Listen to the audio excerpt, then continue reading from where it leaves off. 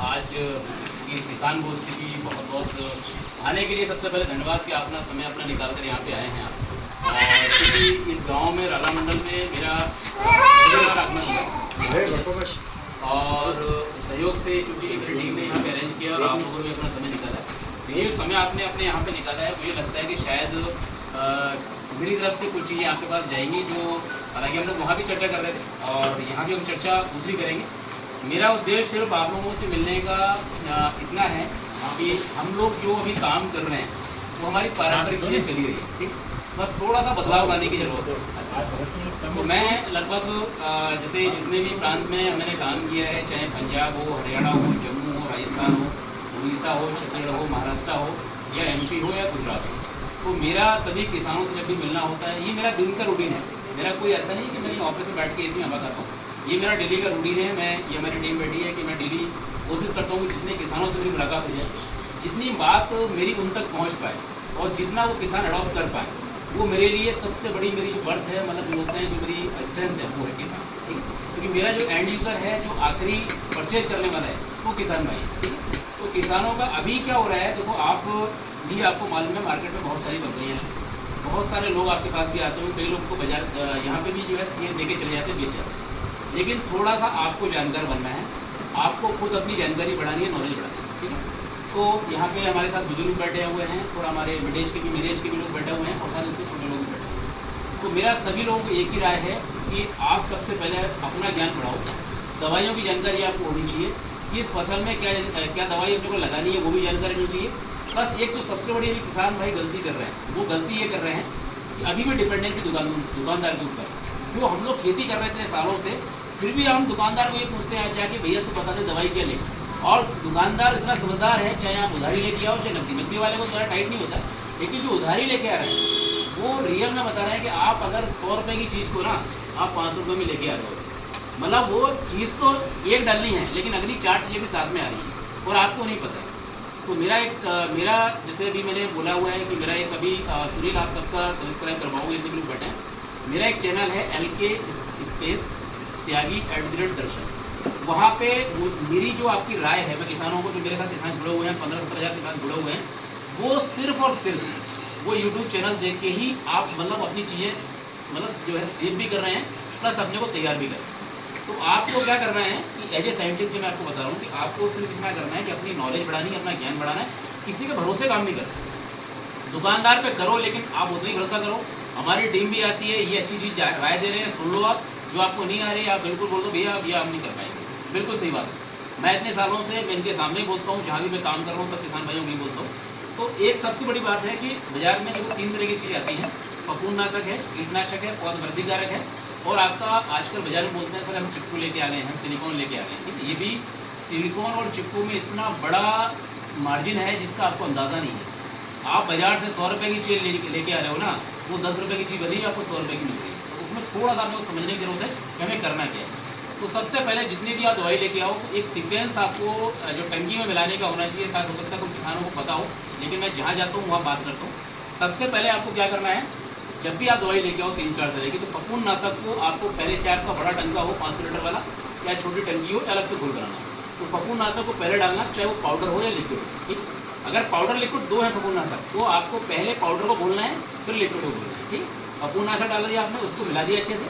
उसके बाद में उसमें कीटनाशक डालना है, चाहे वो लिक्विड हो पाउडर हो। पाउडर कीटनाशक पहले घुलेगा, लिक्विड बाद में घुलेगा, ठीक है। उसके बाद में पौध वृद्धिकारक। अब पौध वृद्धिकारक में बहुत सारी दवाई आती है, अमीनो एसिड आता है, जिब्रेलिक एसिड आता है, बहुत सारी चीज़ें आएंगी उसमें, ह्यूमिक एसिड आता है। तो आपको वो आखिरी में ही डालना है, पहले नहीं डालना है, ये ध्यान रखना है। दूसरा, कई किसान में बोलते हैं सर ये माइक्रोनेट भी इसको भी डाल देगा, तो उसको माइक्रोनेट जो अगर अलग से लेके आ रहे हो आप, उसको सबसे आखिरी में चिरेटेड जिंक वगैरह होता है, चीज़ होती है, उसको उसके आखिरी में डालो। कई बार क्या होता है मिक्सिंग पहले कर देते हो, वो दिक्कत जाती है।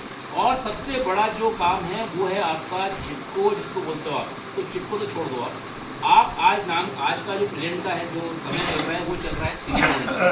सिलिकॉन एडजुवेंट बोलते हैं उसको।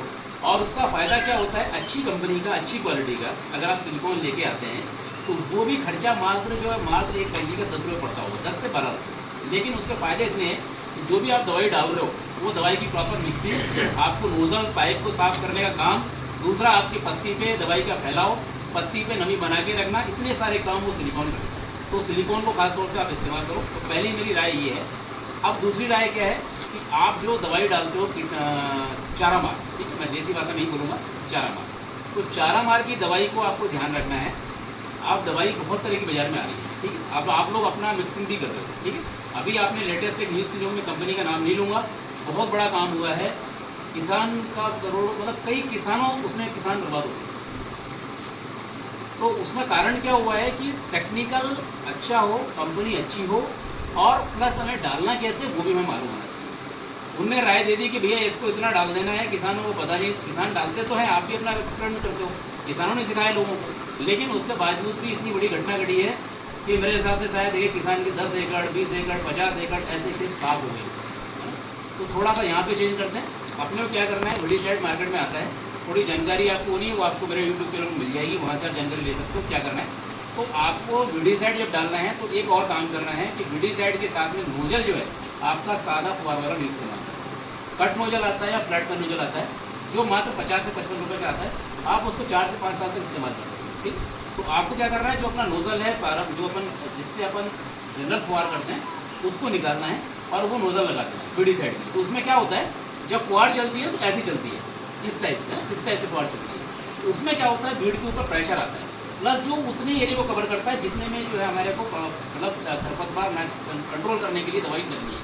तो थोड़ा सा ध्यान रखें कि कट नोजल या फ्लैट पैन नोजल मार्केट में मिल जाएगा, आप कभी भी जाके बाजार से ले सकते हैं, ये आप ध्यान रखें, ठीक। एक तो ये हो गया। अब तीसरी चीज़ आपको क्या ध्यान देने की जरूरत है, जैसे मैंने डोज होता है, आप लोग क्या करते हो, टंकी के भैया एक काम करो, 10 टंकी लगेगी, 10 टंकी की दवाई देगा, ठीक है। ऐसे होता है, मैं तो दुकान पे देखा हूँ, जब भी यहाँ बैठा हूँ मैं नज़र रखता हूँ, मैं अपने कान में सुनता रहता हूँ, किसान आते हैं, एक को आएगा, दूसरा कोई आएगा, तीसरा कोई आएगा। एक किसान बहुत अच्छा आएगा तो बोलेगा सर, वो उनको बोलेगा भैया मुझे तो DA की दवाई देना, एकड़ की देना, मुझे टंकी का मतलब नहीं है। बिल्कुल सही है। अभी आपको ये करना है, चाहे हमारी फसल की उम्र 20 दिन की हो, 50 दिन की हो, 70 दिन की हो, 100 दिन की हो, आपको सिर्फ और सिर्फ ध्यान रखना है कि मुझे एकड़ में दवाई कितनी डालनी है। क्योंकि हम जो एक्सपेरिमेंट करते हैं, ये हमारे जो ट्रायल लगते हैं, जो दवाई आती है अगले 5 साल की रिसर्च में, वो आती है ऑन बिहाफ ऑफ उस एरिया के कवरेज के साथ। तो आपको जो डोज हम बनाते हैं वो हम एकड़ की या बीघे की बनाते हैं। तो आपको जब भी दवाई लेनी हो, जब भी कभी, आपको बीघा 1 एकड़ के हिसाब से लेनी है, चाहे टंकी आपकी 4 लगे या 3 लगे या 5 लगे। जनरली 1 बीघे में 5 टंकी लगनी चाहिए, जो किसान नहीं लगाते हैं, बड़ी फसल में बड़ी में लगाते हैं, कोई दिक्कत नहीं है। आपको दवाई का डोज वही रखना है। जैसे मान लो आज आपकी 3 टंकी लग रही है, तो हमने 100 ml का रिकमेंडेशन दे दिया, तो 100 को डिवाइड करना है 3 से, तो लगभग 90-92 ml के आसपास आए। जैसे ही हमारी उम्र बढ़ती है, तो जैसे ही हमारी 4 टंकी जा रही है, 100 को 4 से डिवाइड करना, तो 25 ml के आसपास आएगा। अगर हम जहाँ 4 टंकी लग रही थी पहले, तो सही 5 लग रही थी हमारी, तो 3 टंकी, 3 को डिवाइड करेंगे 100 से, तो लगभग 30-32 ml के आसपास आएगा, 30 ml। और जब हमारी 4 टंकी लग रही है, तो हमारा सीधा डोज चला जाएगा 25 ml। जहाँ हमारी 5 टंकी लग रही है, वो सीधा 20 ml की तरह। तो आपको ध्यान रखना है, जब भी डोज बनाओ, आपको बीघे का एकड़ के हिसाब से, बीघे के हिसाब से, टंकी के हिसाब से बिल्कुल भी नहीं बना। तो 1 एकड़ में या 1 बीघे में रखने में हमारी दवाई की जो मात्रा है, जो निर्धारित है केंद्रीय कीटनाशक बोर्ड की, वो दवाई की मात्रा पूरी जाएगी। तो तीसरी चीज़ ये हुई, आपको इसको ध्यान रखना है। अब एक मैं और राय आपको यहाँ पे दूंगा, क्योंकि मेरे ये वीडियो पड़ा हुआ है स्पेशल इसका कि सुबह के टाइम स्प्रे करने की क्या जरूरत है, सुबह के टाइम। अब देखो, आपको जितने बुजुर्ग यहाँ पे बैठा हुआ है, हम लोग क्या करते हैं, जब सुबह खेत में निकलते हैं, अगर मैं सुबह निकल जाऊँ 7 बजे 8 बजे,